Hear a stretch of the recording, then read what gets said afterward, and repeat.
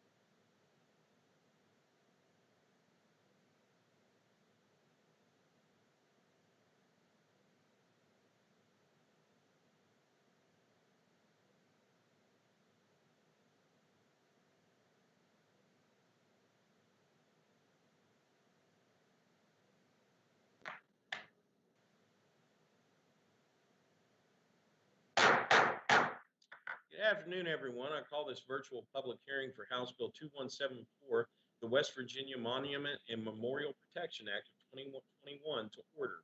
I want to briefly state some of the procedures and rules that will apply during this virtual public hearing. The House of Delegates rules of conduct and decorum are in full effect during these proceedings. This is a professional and official hearing of the House Committee on Government Organization and will be conducted as such. Members and individuals may not speak out of turn or without recognition by the chair. Please hold any public displays of support or opposition in any manner while another member of the public is speaking. This is a courtesy out of respect to give each individual an equal opportunity to be heard without interruption. Those speaking may not want to exit the virtual hearing in the event that there are questions from members of the House Committee on Government Organization. Please do not engage in personal remarks about other members or another individual in this public hearing. We are audibly streaming live, so please be mindful of that. When I call your name to speak, I will also announce the name of the next individual scheduled to speak. I ask that the second individual please be prepared to immediately begin their commentary when the prior speaker's time ends, and I recognize you to begin. Due to the number of individuals that we have signed up to speak, each individual will have 2 minutes to speak. We will be strictly adhering to this time limitation. When your 2 minutes is up, we will notify you and will immediately move to the next individual to be recognized. Again, this is out of a courtesy to ensure everyone gets their allotted time to speak. So, with that said, I am going to mute everyone, and the first individual to speak will be Jerry Carr. And Mr. Carr, I am going to unmute you. I can do that right now. Mr. Carr, can you unmute yourself? I think I just did. Can you hear me? Okay. Thank you, Mr. Carr. And just here in a second, we'll begin with you. And after Mr. Carr will be Mr. George Rutherford. And you may please begin. Thank you, sir, for recognizing me and giving me the opportunity to speak. My name again is Jerry Carr. I'm the president of the Morgantown Kingwood branch of the NAACP. I represent a lot of folks. But first, let me start by saying we oppose this bill, mainly because it's protecting Civil War monuments, also I guess referred to as War of the States monuments, and removing that control for the ability for people to decide what they want to do with it. Before I go any further, I just want to basically stop and recognize that the people I represent are all over the spectrum. I represent people who are historians at WVU who are upset that these monuments are inaccurate in the first place because they don't point to their slave history that some of these Civil War figures have. I also want to point out the race scholars. They make it very clear that these monuments were put up as intimidation for people of color, Black people specifically. Business leaders, politicians, they're upset, they're worried because this is another way to force people to kind of not come to West Virginia because they're worried about the politics here. They're worried about, do people see us as free, truly? Conservatives are worried because they're wondering where's their local control of their own government. And I want to recognize that. And they're part of our team too. You know, I also represent Black people who are tired of just seeing this as a reminder of pain throughout their daily lives. They feel like they can't do anything about, and there's not anybody who cares.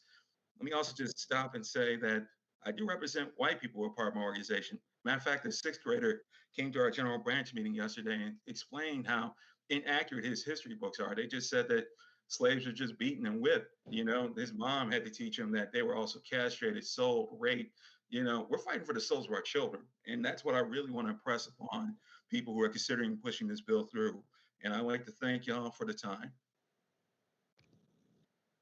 Thank you, Mr. Carr. And now, Mr. Rutherford, you can unmute yourself and begin. After that will be Mr. Howard Swint. Mr. Rutherford, you may begin. Is Mr. Rutherford here?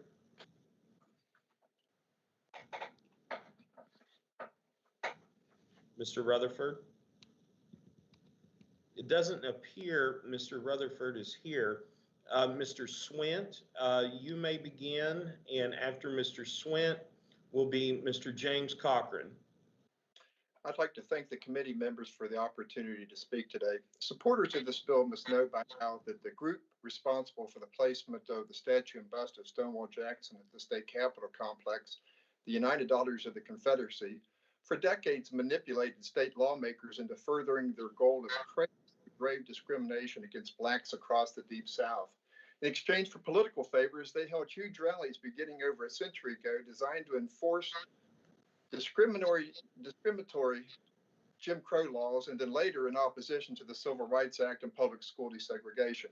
In West Virginia, it didn't matter to lawmakers then that Stonewall Jackson was a slaveholder who trafficked in small children separated from their families, or that he betrayed his oath to uphold the United States Constitution, or that he even took up arms on the battlefield and slaughtered tens of thousands of loyalist Union soldiers. In fact, it didn't even matter that he was actually opposed to West Virginia statehood, or that he profoundly twisted Christianity to use it as a yoke around the entire slave community of Lexington, Virginia, by invoking the fear of God Almighty to enforce slave obedience. No, West Virginia lawmakers then cared only that it was politically expedient for them, that they stood to benefit from the perpetuation of racial discrimination with the white voters in their districts. So I ask the supporters of the legislation today, do you too stand to benefit in your own way with your own constituency? Does this play to your base?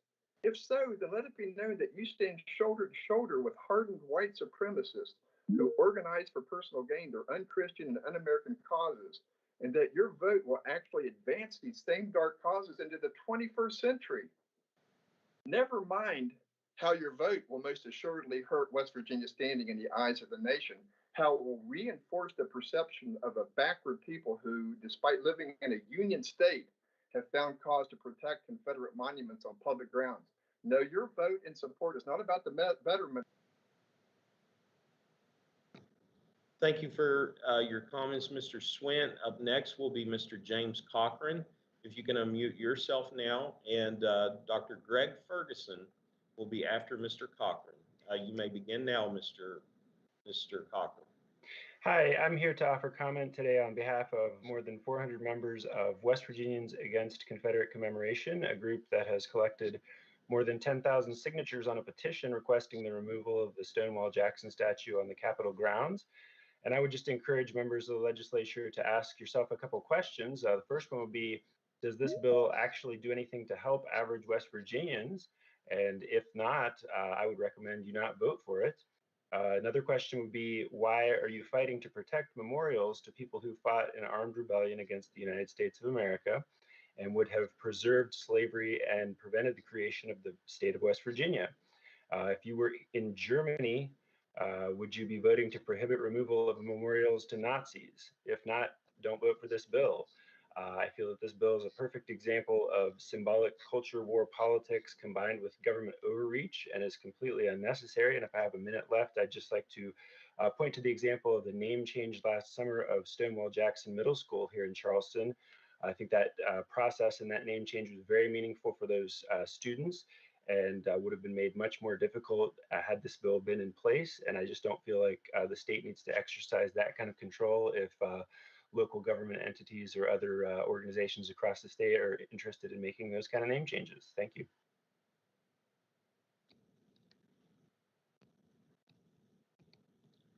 Thank you, Mr. Cochran. Up next will be Dr. Greg Ferguson, followed by Samuel Hickman.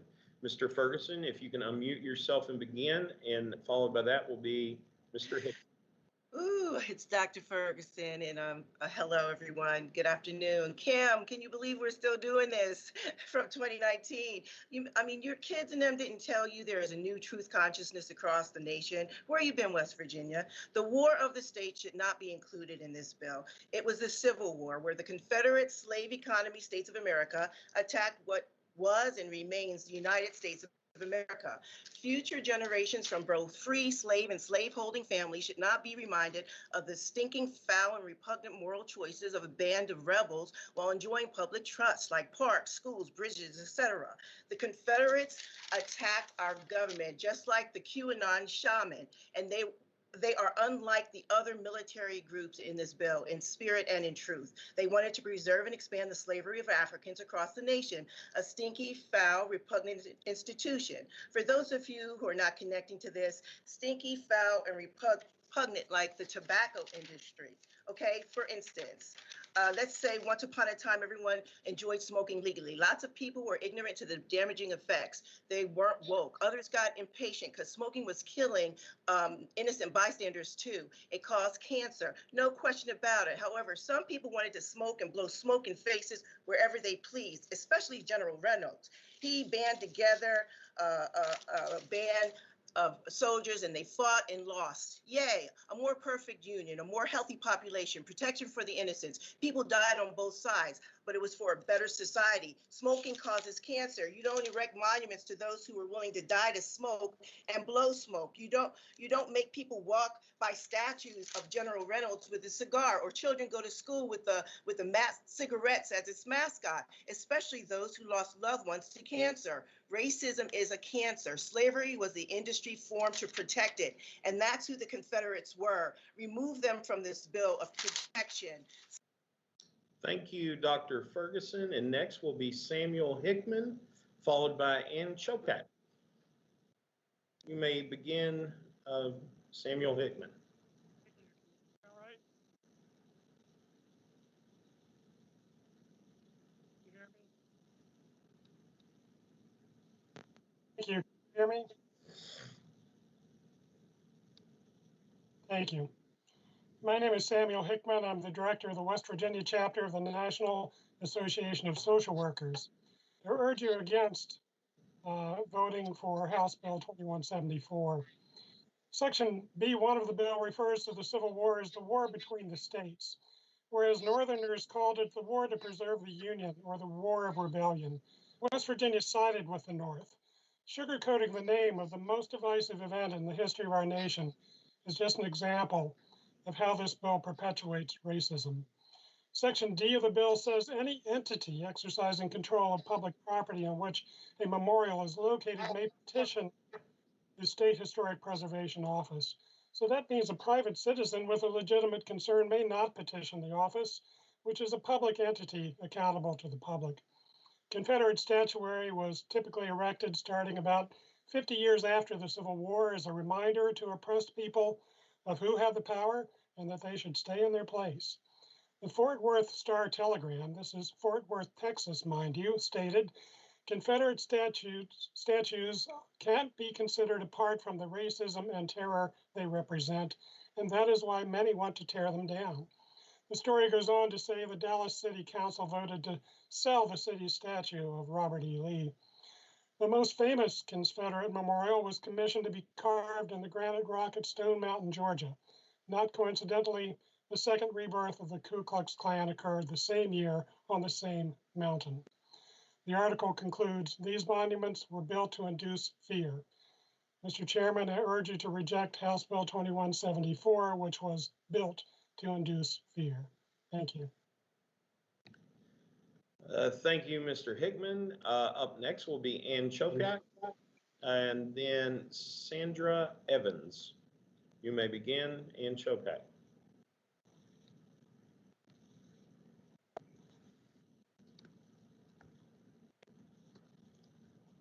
Ann Chopak? I am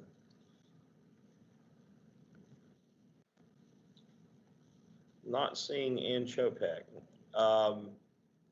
Up next will be Sandra Evans, followed by Kathy Ferguson. Sandra Evans, you can now begin.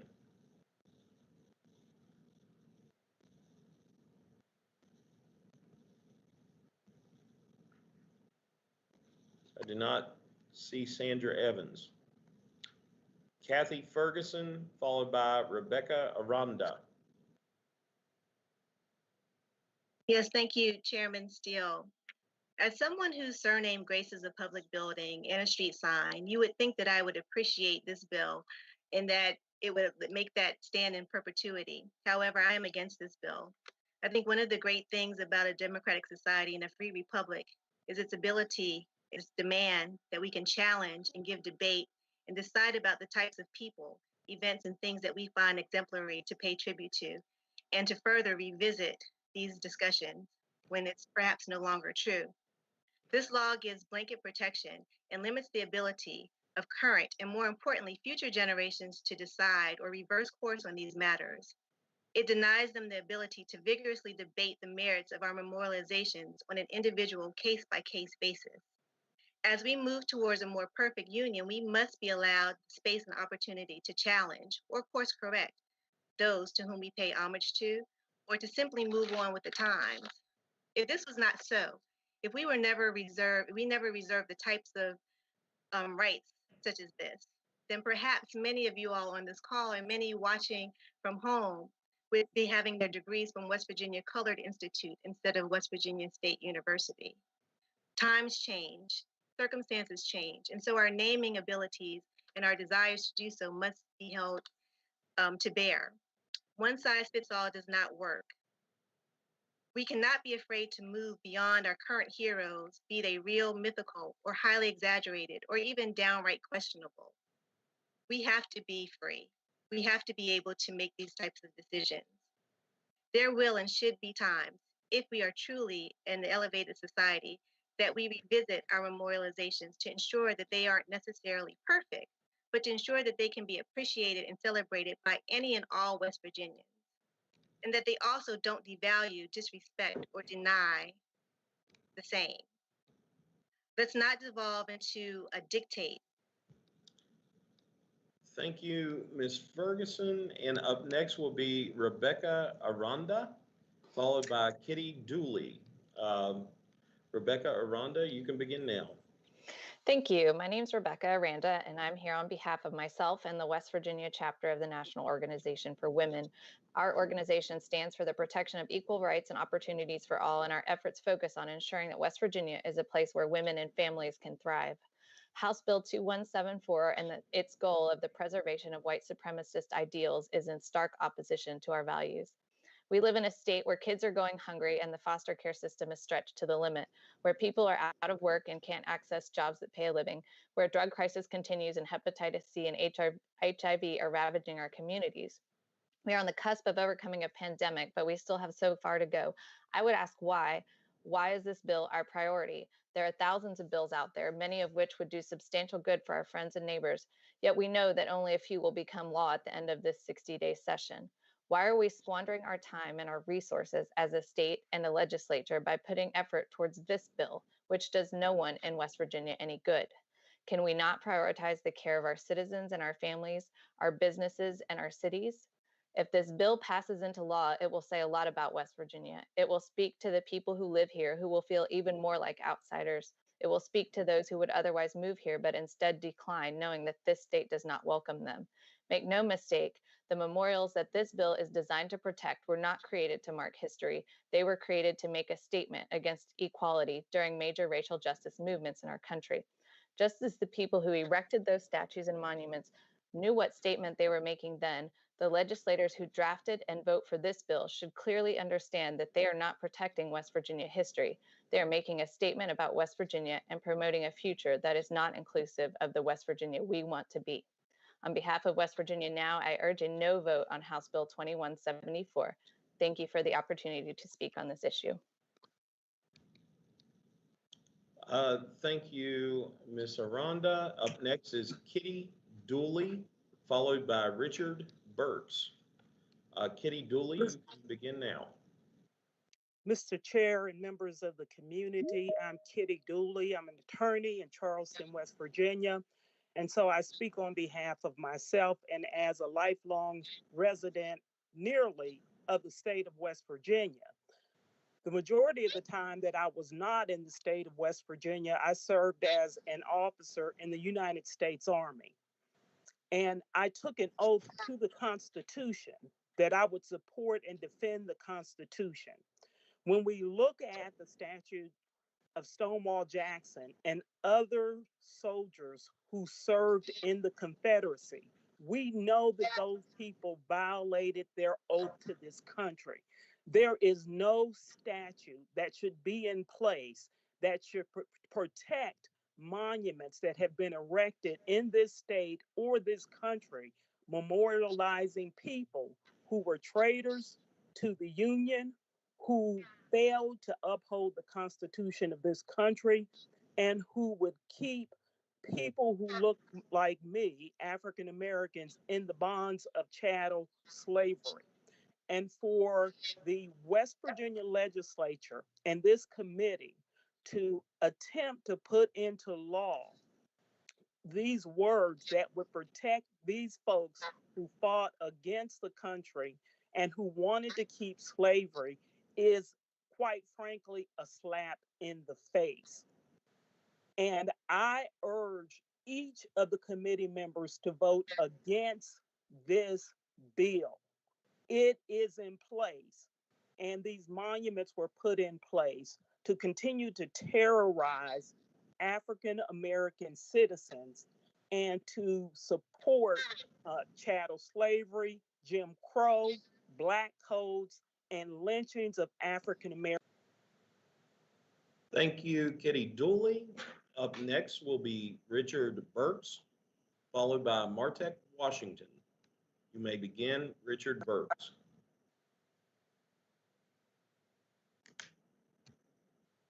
Richard Burks. Richard Burks. Richard Burks, I do not see here. Martek Washington. You'll be Martise, next, I'm here. followed by Owen Brown. You may begin, Mr. Washington.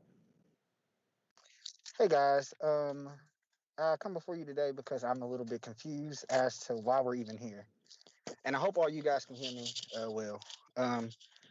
As you can obviously see, and if you can't see, I'm a Black citizen, and as a Black citizen, I'm not afforded a whole bunch of rights. I can be evicted because of my hair. I can be arrested because of my color with no reasoning. I can be thrown in jail. I can be counted as another statistic. But we're here holding a conversation because an inanimate object needs to be protected, but I'm not afforded those protections myself. So I'm going to ask everybody on this committee to vote no. But I'm also ask you to find it in yourself as to why those same protections that you're asking for an inanimate object aren't provided for me, for the children, for our community. West Virginia is last in everything. For once, let's start being first. Let's stop being looked at and laughed at. I'm tired. We're all tired. Can we stop having these illegitimate, baseless, pointless conversations on statues and start actually addressing some issues around here? Everybody wants younger and more people to come to West Virginia. Well, look, they're fleeing, and it's for reasons like this. And until we stop bringing up issues like this that don't matter to people, people aren't going to come here. So if you want West Virginia to thrive, if you want it to be better, I suggest and I encourage you to vote no and start taking up issues that actually affect the community and the people like me. I don't have rights to have my hair curly, wear a sew-in. I don't have rights to drive down the street. But you want to give an inanimate object the right to not have its name changed. Think about that. Where are your morals? Where are your standards? Guys, be blessed. Where Thank you, Mr. Washington. Up next will be Owen Brown, followed by Kent Higgins. Owen Brown, you may begin now. Owen Brown. I see an Owens Brown on the list. Are you there, sir? Can you unmute yourself?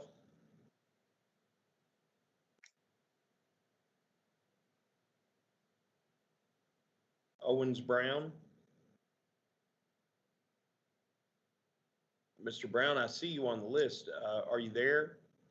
He's there. He's trying to unmute himself. Let me, it doesn't let me do it. Maybe go to the next person and give him time to unmute himself. Okay. We'll go to Kent Higgins, and we'll try to return to Mr. Brown. Kent Higgins, you can begin now. Thank you very much. My name is Kent Higgins. I'm an Episcopal priest living in Charleston, and I oppose House Bill 2174. As a person of faith, I do try to love my neighbor. For a neighbor who's a Black West Virginian, this bill is an insult. This bill protects those who fought for the Confederacy, the very men who enslaved their ancestors, who bought and sold people as if they were not human. Please, members of this committee, do not pretend that we're protecting all statues. The only monuments people are talking about removing are those to Confederate leaders in the Civil War, men like Stonewall Jackson. Your bill protects men who were traitors to the United States, men who are unworthy of such protection. Remove the language in Article 1 protecting those folks. I no longer object. I do then wonder what's left to protect, but at least the bill then would do no harm. If you won't remove that language, well, then at least allow the public to petition for the removal of the offensive statutes. Your bill limits such petitions to those who control the property. The public has no means of redress. And finally, if you're unwilling to recognize how West Virginians, white and black, are offended by Confederate monuments, then fix the bill in your own self-interest. Do you really think new business will flock to this state where we're enshrining hate on the Capitol grounds? I ask that you kill the bill, and I thank you.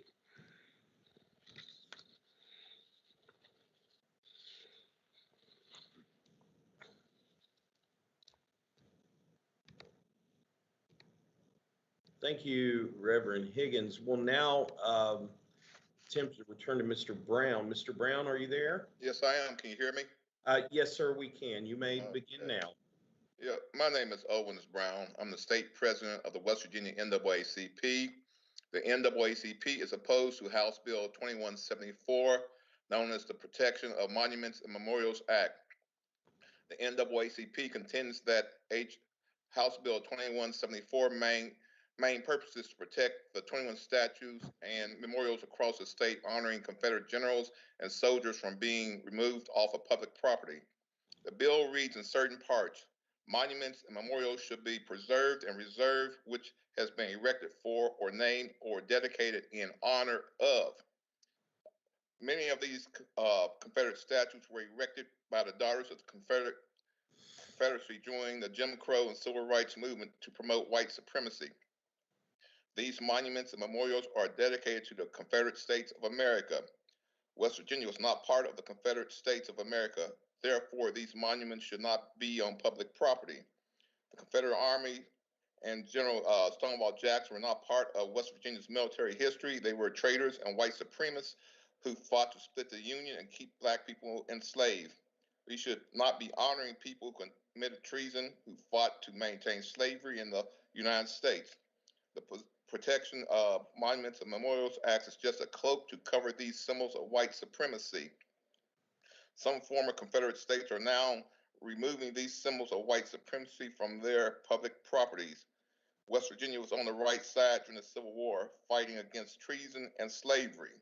The Protection of Monuments and Memorials Act is a step backwards and places the state and the people of West Virginia on the wrong side of history. This bill will only reinforce the negative perception in the eyes of many people across the nation that West Virginia is a backwards and a racist state. That's why the NAACP is opposed to the passage of House Bill 2174, the Protection, Monuments, and Memorials Act. Thank you, Mr. Brown. Up next will be Jeff Allen, followed by Laurie Stark. Jeff Allen, you may begin now. I'm thinking Jeff Allen. Good afternoon. My name is Jeff Allen, and I'm a United Methodist pastor, the executive director of the West Virginia Council of Churches. The West Virginia Council of Churches is one of the oldest councils in the nation, having formed in 1880. In our public policy booklet, the council states, we support personal and community engagement and reflection regarding racism, slavery, and inequity throughout our country's history, and we reject those things that minimize or neglect the deep hurt, violence, and continuing legacy of racism. There is a difference between remembering and romanticizing, a distinction between willful amnesia and willing acknowledgement. The Confederate monuments around our state were placed to romanticize history, to minimize the deep hurt, violence, and continuing legacy of racism, creating a willful amnesia of the horrors of slavery, the murder, the rape, the kidnapping, and the brutal subjugation of our sisters and brothers who are and were African American. We support remembering these horrors and willingly acknowledging our country's role in them, not the reverence of a never was history. As long as white America buries and represses the memories of slavery, healing will flee from our hearts and be far from our nation. Confederate monuments are a thalidomide, as Dr. King might say, palliative in nature, but creating great deformities for our democracy.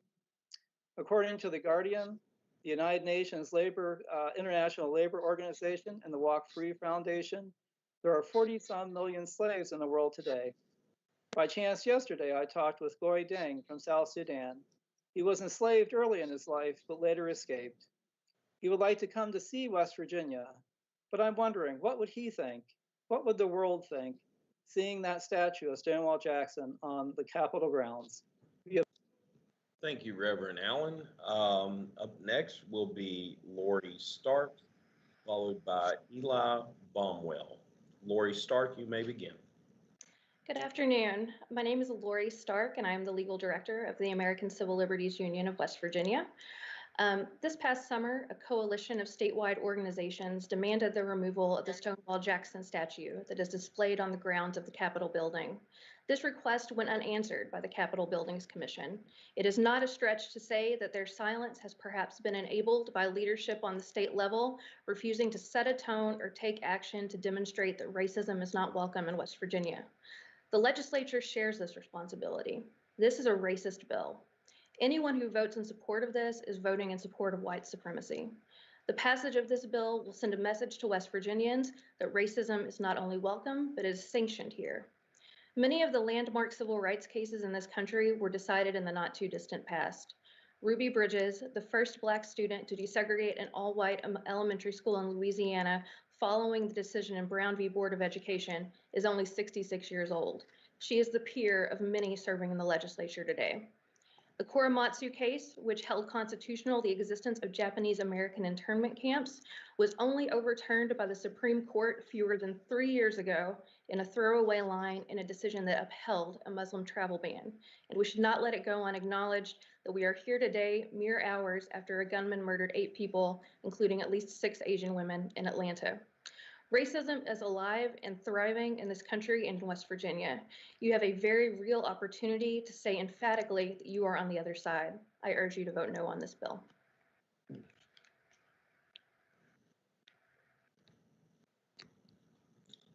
Thank you, Laurie Stark. Up next will be Eli Baumwell, followed by Sally Roberts.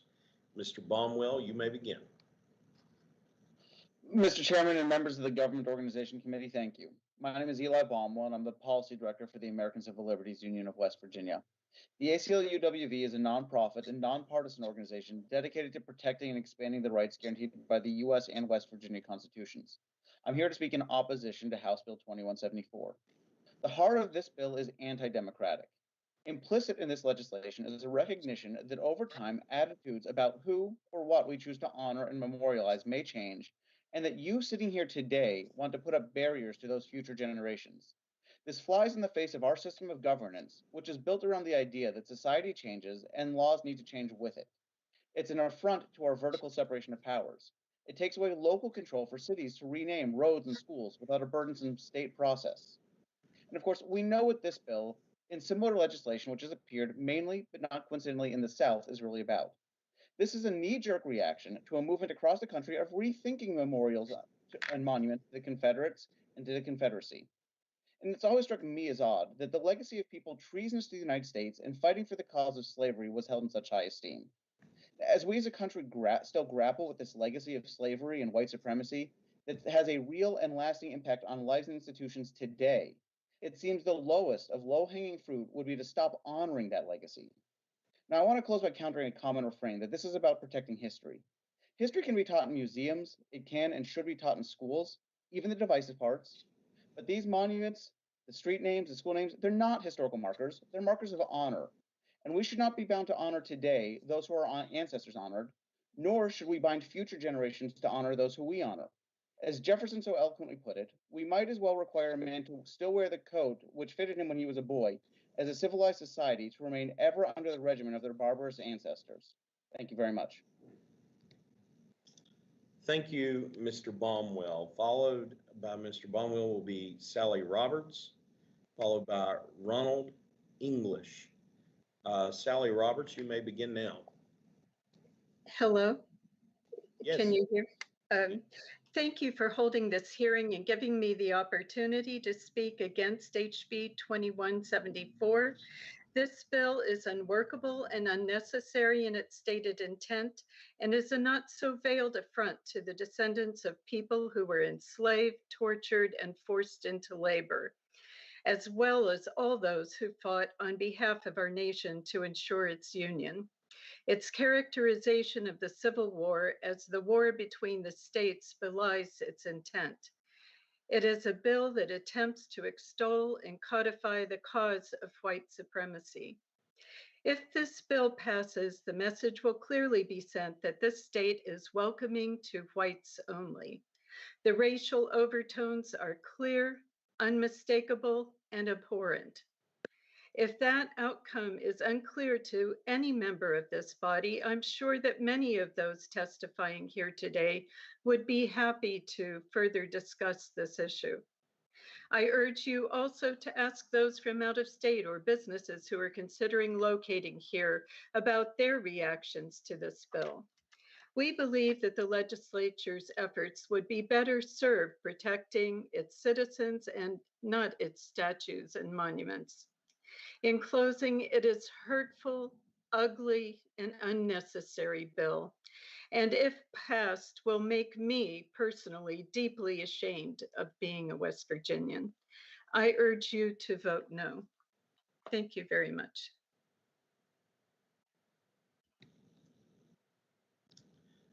Thank you, Sally Roberts. Up next will be Ronald English, followed by Debbie Weinstein.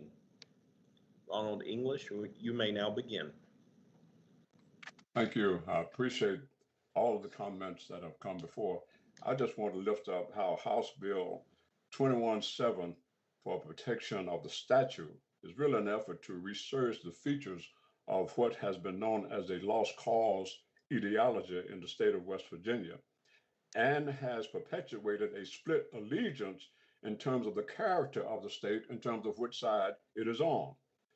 When we see that kind of when I saw that kind of transition when I came from Atlanta, where the Confederate and American flag flew on the state capitol, I was amazed to find that on the campus of the state was a statue of Stonewall Jackson, and on the other side was a statue of Abraham Lincoln. And that suggested to me that there was something of an ambivalence running through the very character of West Virginia.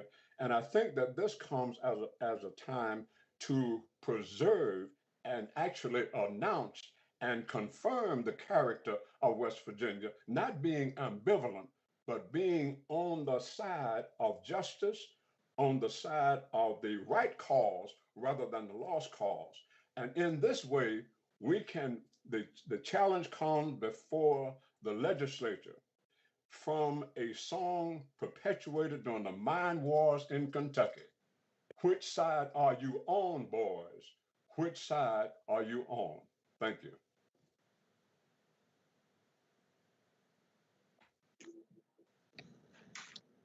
Thank you, Mr. English. Up next will be Debbie Weinstein, followed by Gabe Jones.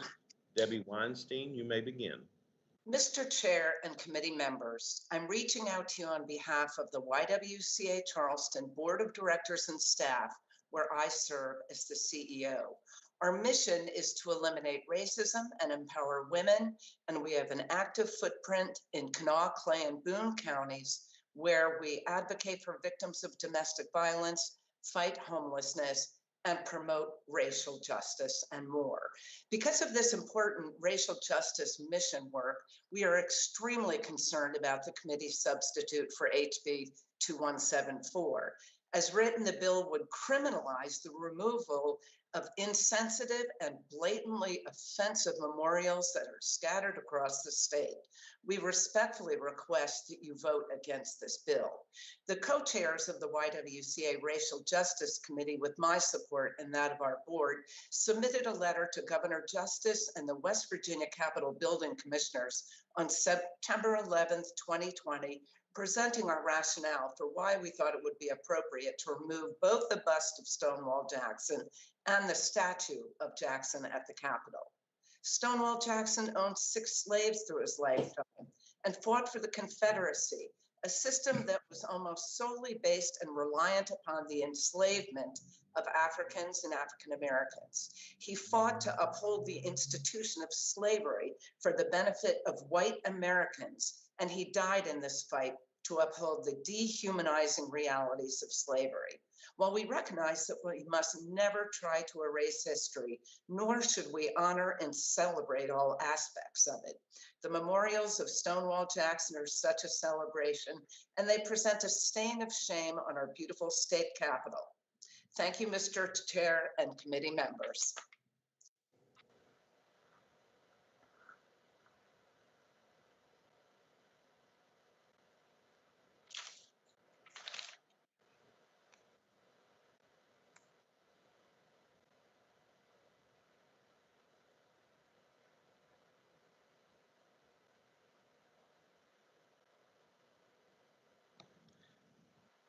Thank you, Debbie Weinstein. Up next will be Gabe Jones, followed by Jim Mckay. Gabe Jones, you are free to begin. Thank you. I'm here today to oppose House Bill 2174, otherwise known as the West Virginia Monument and Memorial Act. I will start out by saying that there are some good things in this bill. I think it's important to recognize some of the good parts of West Virginia's history, such as leaders and events in the struggle of African American civil rights, and preserving anything that is dedicated to honor Native Americans. However, we all know what this bill is about. It's about what is included in the war between the states, as the bill puts it, or what we call the American Civil War. This bill protects monuments and memorials dedicated to honor the Confederate States of America, which was an uprising that was crushed almost 156 years ago. This uprising literally told African Americans that they were 3/5 of a person.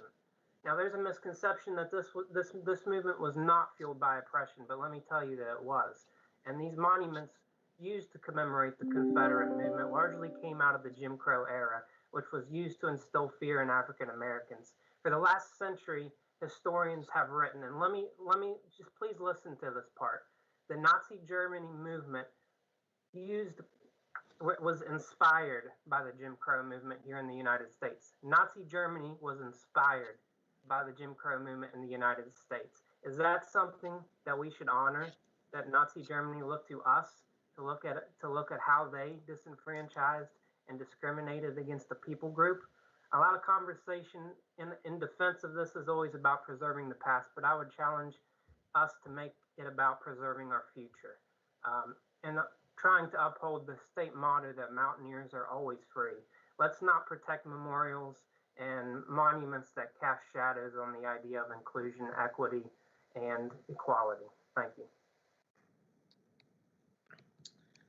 Thank you, Gabe Jones. Up next will be Jim Mckay, followed by Camden Harris. Jim Mckay, you may begin. Thank you, Mr. Chairman. My name is Jim Mckay, and I urge lawmakers to reject this bill. While I'm speaking today as a private citizen from Weirton, my opinions are informed by my work over the past 2 decades to protect children from abuse. I've worked as director of a runaway shelter in Huntington, helping keep children safe from sex trafficking and return home safely. More recently, I've helped expand local child abuse prevention efforts across the state. At the Capitol, I advocated for the passage of the state's first human trafficking law nearly a decade ago, and I've worked with Republicans and Democrats to help pass various bills that protect children. Given the legislature's commitment to end human trafficking and protecting children, I find it unconscionable that lawmakers would enact this bill to preserve a monument to someone who purchased enslaved people and who waged war so that human trafficking could continue. Why would we put up a monument to child traffickers? What would be our reaction to a statue of Jeffrey Epstein? It would be rejected immediately. And yet this statue remains at our Capitol, and this bill will ensure that it remains there. It's fitting that the statue of Jackson has his back towards the Capitol because he turned his back on the values of our state. This bill upholds the legacy of white supremacy. Our state rejected the Confederacy in 1863. We should not embrace it in 2021. One final comment, as others have noted, the U.S. Civil War was not, quote, the war between the states. It was a war between the United States and traitors who sought to preserve the enslavement of human beings and the sale of children as property. This was not a disagreement between states. It was a war for the future of our nation. Identifying the Civil War as the war between the states is false, misleading, and should not be in our state code. We need bills that protect our children. Thank you, Mr. Mckay. Up next will be Camden Harris, and that will be our last participant. Camden Harris, you may now begin. Hello, my name is Camden. I am a student at the newly named Westside Middle School, which was formerly Stonewall Jackson Middle School. West Virginia is the only state born from the Civil War. West Virginia split from Virginia and the Confederacy. So why would we have a statue for someone who was for the Confederacy and what it stood for on our Capitol grounds? Why is Jackson being memorialized in our state? Most of the Confederate monuments were built in periods of racial conflict when Jim Crow laws were being introduced in the late 19th century and the start of the 20th century, or during the Civil Rights Movement. West Virginia fought against slavery, not for it. Several states have removed Confederate statues. Why are we fighting to keep them? How many statues are needed anyway for this one particular Confederate that lost? These changes need to happen and need to continue to happen. These actions are important and shows that I have a voice and you have a voice, that we all have voices, and it is time to listen and time to change for the better. Remove all that celebrate racial injustice. Maybe, just maybe, one day we can all feel equal. The time is now. The time is now to stop glorifying what the Confederacy stood for. I want to make it clear that I do not want to see these statues destroyed because they are part of West Virginia's state and national history. But to continue to have them so publicly visible is an affront not only to me as a young Black man, but also those who fought to make West Virginia a part of the Union and a part of the United States of America. Moving those statues to museums would allow anyone that wants to visit them and learn about our history will be able to do so. To even speak on this again is so frustrating. This bill even being considered is such a disappointment to me. A 13-year-old young Black man. This bill says to me that myself and my descendants mean nothing to those wanting this bill to pass, to glorify in public those that held my ancestors as slaves. What year is this? Our state motto is mountaineers are always free. Let's show the rest of the country and the world what true West Virginians we are by being on the right side of history and not going backwards and becoming a mockery. By moving forward to a brave new world as leaders of the future. Thank you for letting me speak. Yay. Mr. Harris, I let you speak a little past 2 minutes, but I thank you as a young citizen for being here today to talk about something that's so important to you.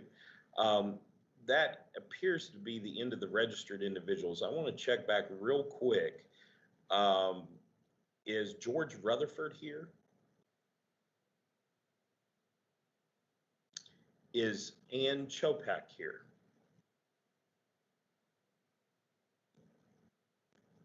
Is Sandra Evans here? Is Richard Burks here?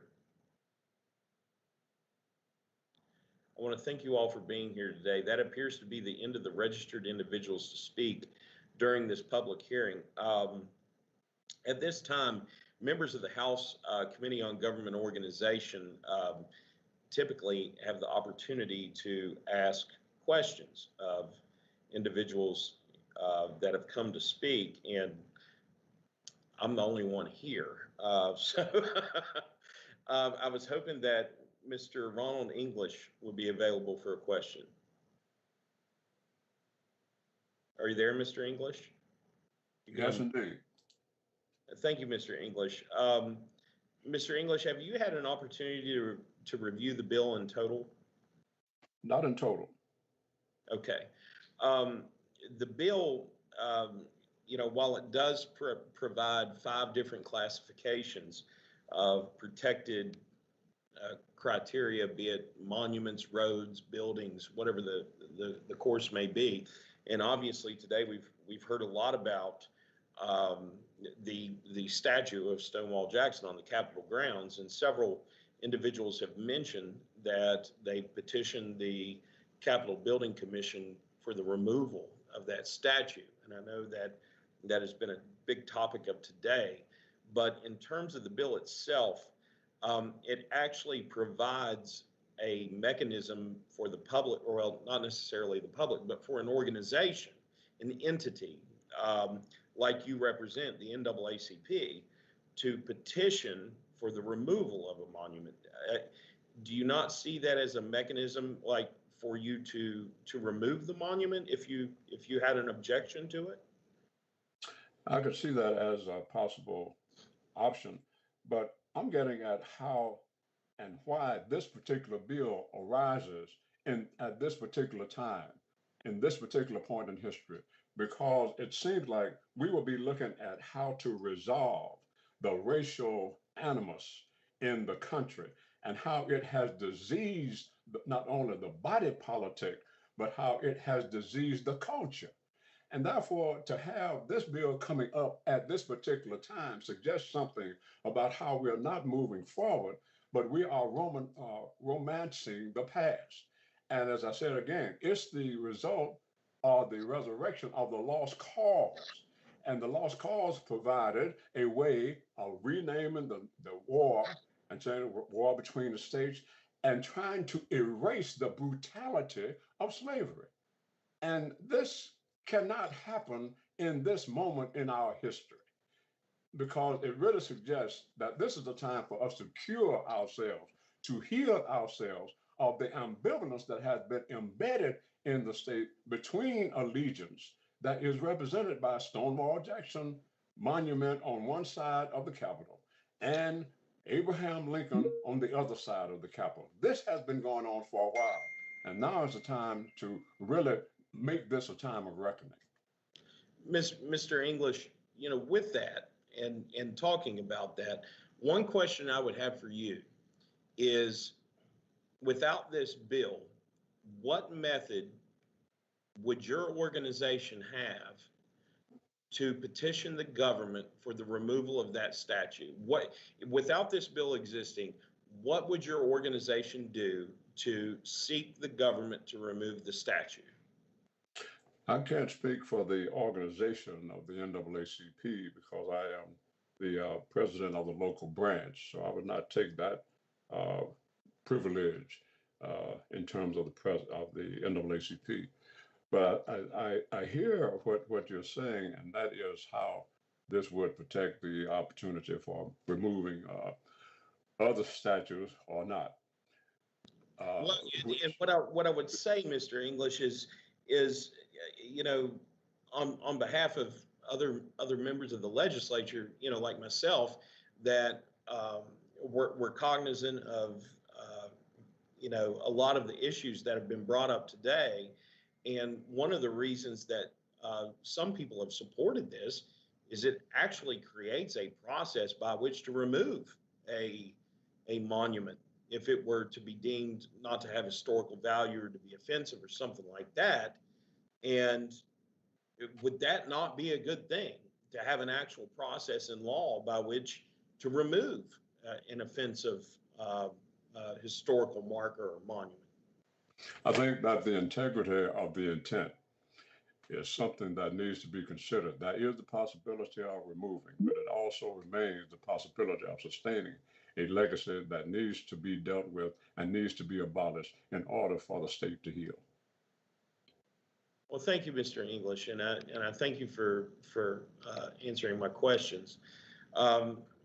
As I said before, I'm the only one here, but given that there's no other questions from members of the House Committee on Government Organization, I do thank every last one of you for being here today. This is an important issue, and we are glad to have your input. And being that there's nothing further, I declare this public hearing adjourned, and I thank you all for being here today. Thank you. Delegate Steele, are you still there?